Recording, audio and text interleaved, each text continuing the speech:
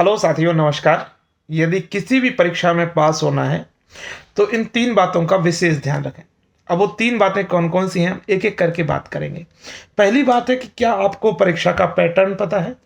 जो भी परीक्षा आप दे रहे हैं, क्या उसका सिलेबस आपको पता है कि नहीं?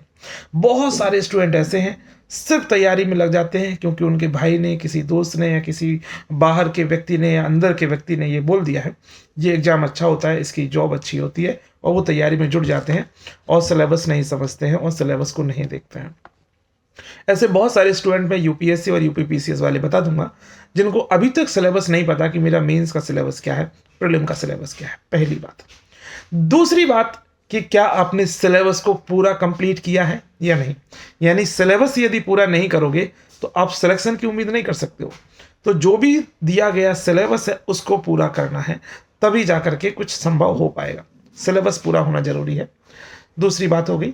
तीसरी बात हम देखेंगे, क्या आपने प्रीवियस ईयर पेपर्स को देखा है कि नहीं। बहुत सारे स्टूडेंट सिर्फ पढ़ाई में लगे रहते हैं, पढ़ाई पढ़ाई पढ़ाई, लेकिन वो प्रीवियस ईयर पेपर नहीं देखते हैं।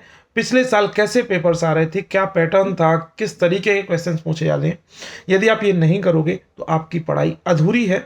आपको प्रीवियस ईयर पेपर बहुत अच्छे से देखना है, तभी जाकर के आपको एक गाइडेंस मिलेगा, एक मार्गदर्शन मिलेगा कि एग्जाम किस दिशा में जाने वाला है या एग्जाम किस दिशा में सवाल पूछता है। अब 2 चीजें एक्स्ट्रा बताऊंगा, 3 बोला था लेकिन 2 एक्स्ट्रा चीजें। एक चीज और बहुत जरूरी है कि आपने सिलेबस का फ्रीक्वेंट रिवीजन किया कि नहीं।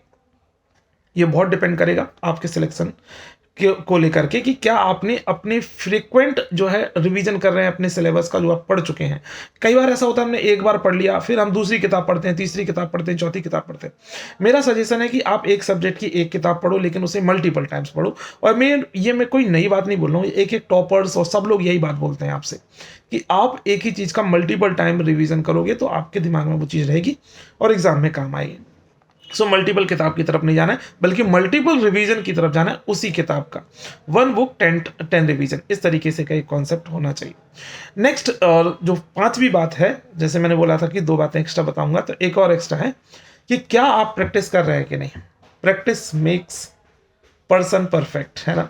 चाहे वो मैन है, वुमेन हो या कोई भी हो, सभी को परफेक्ट बनाता है प्रैक्टिस। तो प्रैक्टिस यदि आप करोगे तो परफेक्शन की तरफ जाओगे।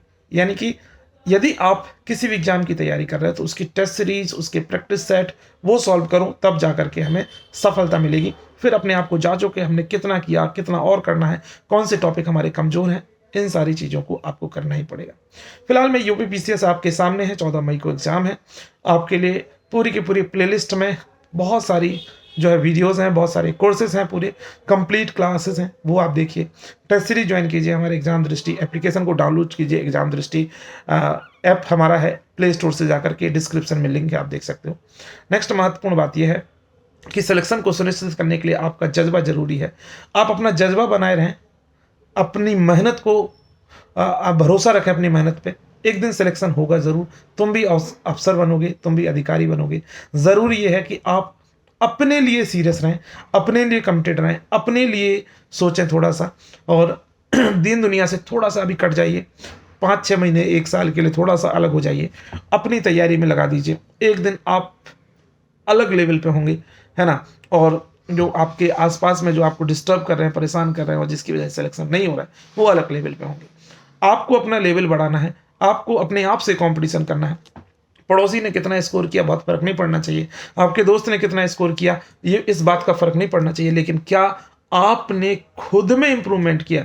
यदि कल आपके 50 नंबर आए थे किसी टेस्ट में, तो क्या आज 51 आए, क्या आज इंप्रूवमेंट हुआ या नहीं हुआ, चाहे एक ही नंबर का क्यों ना हो। आपको हर एक टेस्ट में इंप्रूवमेंट होना चाहिए। आपसे खुद से कंपटीशन है आपका, ये खुद से खुद की लड़ाई है। खुद से खुद की लड़ाई में यदि जिस दिन जीत जाओगे, उसी दिन आप सफलता पालोगे। ये बातें आपको हो सकता है लग रही हो कि बड़ी बड़ी बातें लग रही हो, लेकिन सच यही है। जो इसको एक्सेप्ट कर लेगा, जो इस पे काम कर लेगा, वो सिलेक्ट हो जाएगा। मैं कर लूंगा, मैं हो जाऊंगा, आप कर लोगे, आप हो जाओगे। सिंपल सी कहानी बात है, जो इस पे काम करेगा वो सिलेक्ट हो जाएगा। और मुझे उम्मीद है कि आप चूंकि एग्जाम दृष्टि के प्लेटफॉर्म पे हैं, तो आप लोगों के लिए हमेशा सही गाइडेंस, सही जज्बा और सही इंफॉर्मेशन मिलेगी। आप लोग चैनल को सब्सक्राइब कर सकते हैं यदि आपको वीडियो पसंद आई है तो। धन्यवाद, थैंक यू।